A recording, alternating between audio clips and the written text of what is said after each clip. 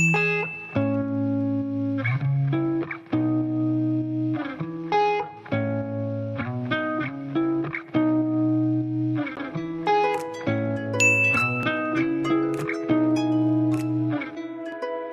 haven't done one of these experience story times since I told you guys about my time in Borneo, which if you haven't seen, you probably should go watch. So I will link it just up there for you guys. And I'm really excited about telling you guys about this trip. So let me give you some context and why I've decided to make these videos this month. This month is exactly 5 years. 5 years. That's insane. Since I went to Peru and Bolivia. I had never been to South America and I really wanted to go. And at the time I was working in London. The company that I was working for gives you a month sabbatical in the first year that you work at that company. Don't ask me why, I have no idea, but they do, and I was never going to say no to a month sabbatical. I basically wanted to make the most of the month. So I decided to go with an adventure group. There are a few companies that do these kind of adventure tours for people who are between the age of 18 to 30 something. So you've got G Adventures, you've got Intrepid, you've got Contiki, just to name a few. This is really popular with solo travelers, especially first-time solo travelers, or you want to go to a country which you're not confident about traveling by yourself because of like language reasons or safety reasons. As I said, I went with G Adventures and I chose the tour Lima Talapats. If you guys want to see a video that kind of reviews the tour as a whole and I give you my opinion on like whether it's worth it because of the price, etc., that is actually going to be a separate video that I'm going to do in a couple of weeks time, so keep a lookout for that. And if you do want to see it, hit that subscribe button and press the bell so that you get notified when I post my videos. So let's start with the route. So this is the general route. So as you can see, we actually do a lot of Peru. The only thing that we didn't do was go to the Amazon. So the first day, we actually spent most of the day traveling. We stopped off at one place, and that was at a Pisco winery. Pisco is well known for its wine. They drink it all over Peru, and they are most famous for making pisco sours, which is a really citrusy alcoholic cocktail. It's one of those cocktails where you don't really like it at the start. You're kind of a bit like, oh, it's a little bit too sour for me. But like the more you drink it, the more you start to like it. But this winery was really cool. We got to really like learn the history of the wine and how they make it. And at the end of the winery, as you do with most wine tours, you get a tasting session. Abajo, al centro, y adentro.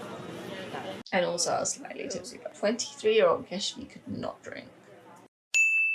So the next day we carried on going and we went to an oasis in the middle of a desert, and this oasis was called Huachina, I think. Huachina. It's a beautiful oasis in the middle of the desert, and there we did dune buggying and sandboarding. It was just so fun. So the experience itself, you go in a dune buggy. There's 4 of you in this buggy and a driver. They take you around and they basically drive you really fast around. When you record it, like when you see the recordings, that it doesn't look that scary, but honestly in that moment you genuinely think you're gonna tip over because it jumps really high. But it was so much fun. And even the sandboarding, I was like convinced. I was like, I'll be able to stand up and sandboard, I'll be fine. Hell no, I couldn't. Literally all we could do was sit on this sandboard and just go down straight, because honestly sandboarding is hard. Like, you think snowboarding is hard, sandboarding is way harder. So I was going to give anybody any advice about before going, please wear sunglasses. Please. Oh my god, you'll 100% regret it if you don't, because you get sand in your eyes constantly.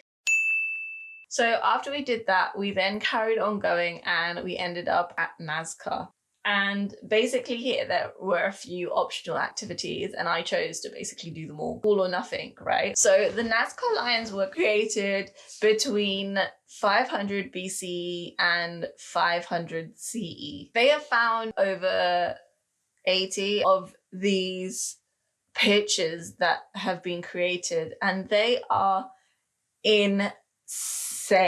I decided to do the NASCAR flight. So they take you up in a little plane and you get to go see a bunch of different lines from the air so you can see the whole of it. And it was spectacular. The one qualm that I had was that I got motion sickness so badly. I'm not even joking. That little plane, I've never felt so sick on a plane before in my whole entire life. I really wish that I'd taken like a motion sickness tablet or something beforehand, because I did not enjoy half of that experience because all I was thinking about was trying not to throw up. I'm actually feeling sick just thinking about it. So the other thing that we did in Nazca was go see the Chowchilla.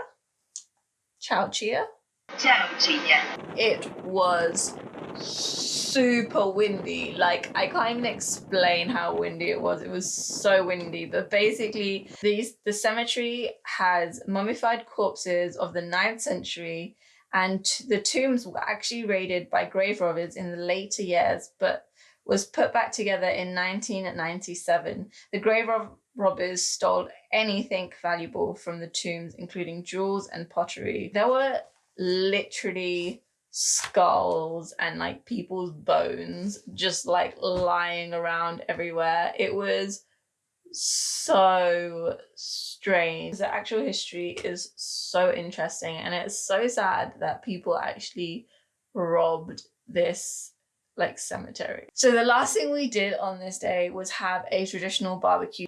The pachamanca is a traditional meal of the time of the Incas. Normally, in special occasions like birthdays or huge rituals or celebrations, the Incas organize this kind of food. So basically what their traditional barbecues are is they dig a hole, they put really, really hot coals at the bottom of this pit, cover their food in like banana leaves, place it on top of the coals, and then cover the whole thing and then let it cook. And then they dig it back, or everything back up, and then they serve it. Like, it was really cool the way that they cook this food. The meat, the way that meat was cooked was incredible. I'm not even joking. That chicken was so good. So then after all of that excitement, honestly, it was a really big day. We then were all piled on to a night bus. Okay, so that is the end of part 1. That was the first part of my trip in Peru, and I'm so glad I'm getting to tell you guys about this trip. It was such a fun experience, and honestly, I really recommend going to Peru, even if you don't go to see like Machu Picchu or the Rainbow Mountains. Just that first part made it worth going. I hope you guys really enjoyed this video. Thank you so much for watching. The next part will be coming out very soon. If you guys have any questions about any of this stuff, please feel free to comment down below with any questions and I will respond, or hit me up on Instagram, give me a DM, give me a follow. I would love to hear from you guys on there, and I will see you guys in the next video. Have a great day, have a great week, have a great life. Travel safe and stay happy. Love from Keshvi.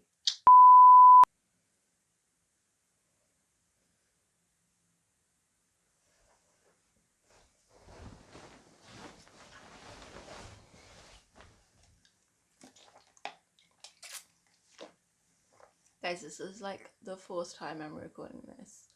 I just can't get it right. I don't know what's wrong with me.